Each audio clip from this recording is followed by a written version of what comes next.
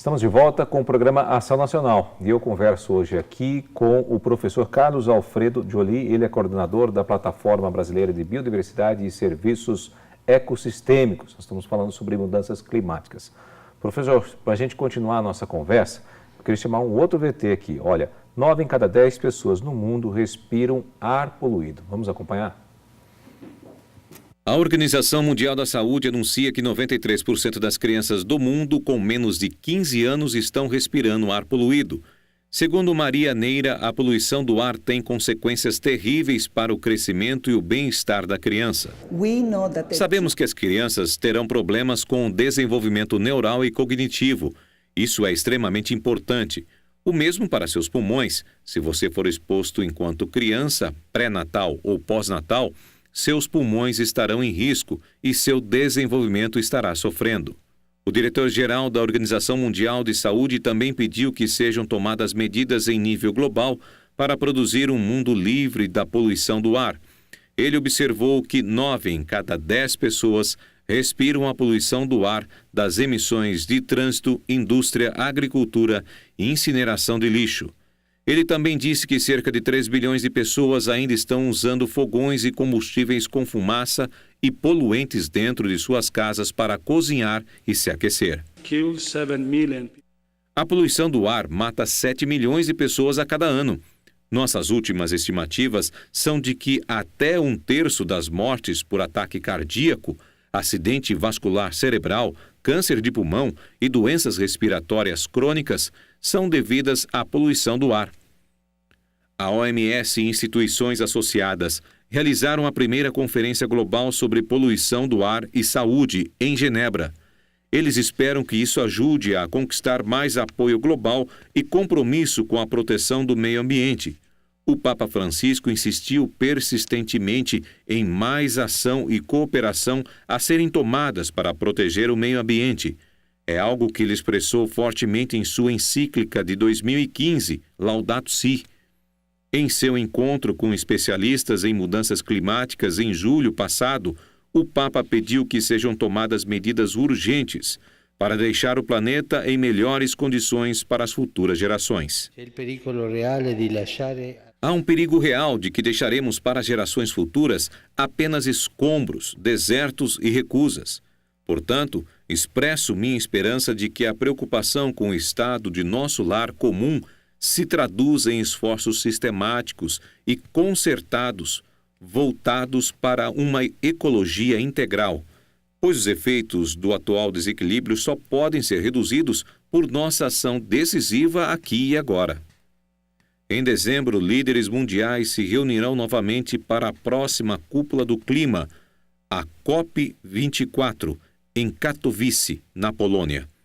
Em sua última reunião, os líderes mundiais haviam prometido enfrentar as mudanças climáticas por meio do Acordo de Paris de 2015.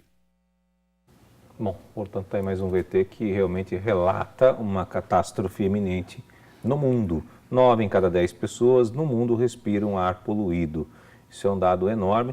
E, aliás, até isso que eu pergunto para o senhor, falou aí, né, nesse VT que a gente pôde acompanhar, nessa matéria, está falando que o aumento de doenças, né, principalmente, eu tenho visto isso, né, crianças já com doenças respiratórias, bem já pequenas, né, com problemas realmente respiratórios sérios, gravíssimos, né, o aumento também das pessoas com câncer, né, no mundo.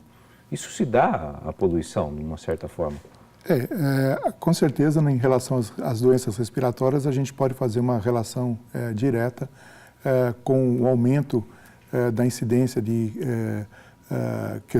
problemas de saúde respiratórios em crianças e também nos mais velhos, são os dois extremos que são mais sensíveis, são mais vulneráveis a essas mudanças. A gente tem estudos feitos na cidade de São Paulo, por exemplo, pelo professor Paulo Saldívia, que mostram claramente essa relação acontece não só nos países desenvolvidos, como acontece nas nossas grandes metrópoles também. A gente não pode fazer uma relação direta com outras doenças. A gente sabe que outras doenças também estão aumentando, mas é de se pressupor que se você tem um enfraquecimento da sua saúde por problemas respiratórios, você fica também mais vulnerável a outros tipos de doença que podem decorrer desse quadro inicial respiratório. Professor, eu sempre ouvi falar do tal do buraco de ozônio. Desde criança eu me lembro que eu já assisti isso daí explicando uma vez, olha, o buraco de ozônio e tal. E ele ainda existe? Ele está aumentando? Ele parou? Como é que é isso? Eu gostaria que o senhor explicasse para nós o que é. O buraco do ozônio é uma diminuição ou desaparecimento, na verdade, de uma pequena, de uma camada muito fina da nossa atmosfera, que apesar de ser muito fina, ela tem um papel muito importante, porque ela é aquela que vai filtrar os raios de grande energia, de grande quantidade de energia, que são aqueles que podem atingir a nossa pele e causar melanomas e provocar, aí realmente você tem problemas de câncer e você consegue... Câncer de pele principalmente, mas pode se desdobrar em outros tipos. Quando isso foi identificado, no final da década de 70, início da década de 80, esse buraco está concentrado na Antártida. É onde você tem a maior dimensão desse buraco na camada de ozônio. E ele foi importante porque, por estar concentrado na Antártida, ele mostrou que não era uma questão de um país ou de um continente fazer as suas emissões, mas que essas questões de poluição e essas questões de mudanças climáticas, elas são globais. Você toma atitudes numa determinada região e elas podem se refletir em outra. Então, por causa das convergências que a gente tem de sistemas de ventos na alta atmosfera, acabam se concentrando essas moléculas poluidoras na Antártida que causaram a destruição dessa camada. E exatamente porque se identificou que era um problema global, foi o primeiro momento em que se conseguiu reunir os países todos e declarar o banimento de uso de substâncias que causavam esse buraco de ozônio. Vocês lembram, uma das substâncias eram gases que eram usados para aerossol. Hoje eles foram completamente substituídos. Hoje os aerossóis são neutros em relação à questão da camada de ozônio. Não são em relação à questão de mudanças climáticas, mas são em relação à camada de ozônio. Então, porque se identificou o problema, se identificou que ele era um problema global e se conseguiu reunir os países para tomar decisões que realmente mitigaram, diminuíram muito esse problema, é que se desdobraram as convenções que a gente foi assinar na Rio 92, que é a de mudanças climáticas, a da biodiversidade e a de desertificação. Então, esses são acordos que só saíram porque, na década anterior, se enfrentou um problema com posições tomadas em conjunto, em comum acordo entre todos os países, independente se desenvolvidos ou em desenvolvimento, simplesmente se deixou de utilizar esses gases que causavam os maiores problemas na camada de ozônio. Esse buraco parou de crescer. Ele parou de crescer, ele existe ainda, hoje ele é acompanhado anualmente, ele flutua, mas ele deixou, hoje ele é muito mais restrito. Antes ele chegava não só na Antártida, mas ele chegava em regiões no extremo sul da Argentina, ele chegava em regiões da Austrália. Então eu estive na Austrália na década de 80, final da década de 80, começo de 90, e a quantidade de anúncios que você via, outdoors, anúncio de rádio, anúncio em televisão, sobre a questão de você se proteger, de você usar protetor solar, de você usar óculos que filtrassem raios de alta intensidade, era uma coisa assim absurda. Aqui a gente praticamente não falava disso, e lá parecia uma coisa, uma neura, né? Mas quando você via o tamanho e a área da Austrália que já estava sendo afetada, dava para entender a preocupação extrema que eles estavam tendo naquele momento.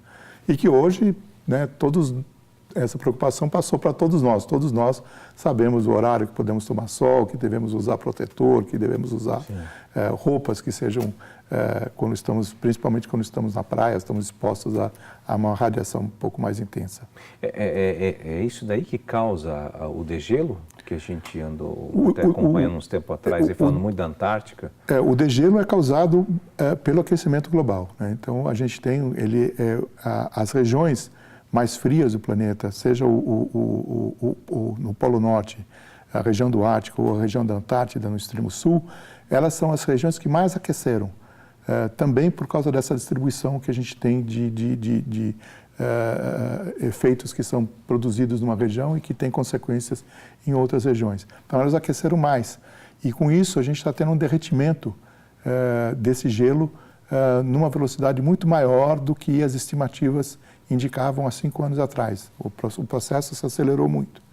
E isso tem graves consequências diretas. A primeira delas é que você tem um aumento no nível do mar, porque você não está perdendo não só o gelo que está sobre o mar, esse não vai alterar o nível do mar, porque ele já está ali deslocando aquele volume congelado, mas aquele que está em cima dos continentes, e que a maior parte dele está em cima dos continentes.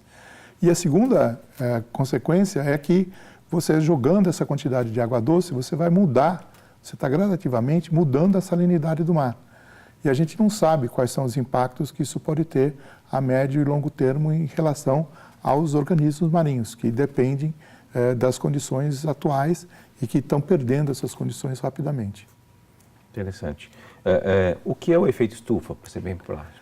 O efeito estufa é o fato da gente ter o gás, o CO2, que é o mais conhecido deles, ele se acumula na atmosfera e o aumento da quantidade dele na atmosfera é como se a gente estivesse aumentando a espessura de um cobertor que reveste a Terra. O efeito mais fácil de ser demonstrado, ser vivenciado pelos telespectadores, é você entrar num carro e fechar todas as janelas. Rapidamente, você vai ter um aquecimento interno que vai ser maior do que aquele externo. Por quê? Porque a energia entra, mas ela não consegue sair. Ela não é forte o suficiente para sair. Então, ela fica retida ali dentro do carro e você passa a sofrer as consequências desse aquecimento. Sem dúvida. Bom, esse é o Programação Nacional, que vai para um rápido intervalo e volta já.